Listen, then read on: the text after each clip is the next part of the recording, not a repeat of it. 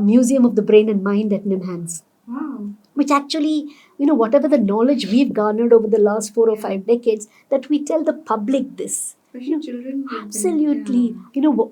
How do you look after your brain? Yeah. How do you nurture your brain? How can you not only think well, feel good, control your emotions, control your anger, also know which parts of the brain get affected when I have a head trauma, or let's say when I drink.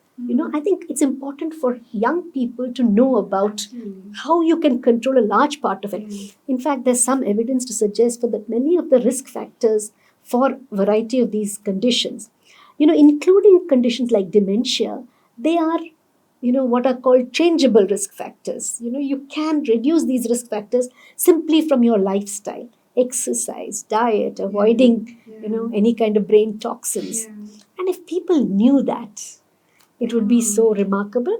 I remember, it was almost 20 years ago when I was doing a program in the community.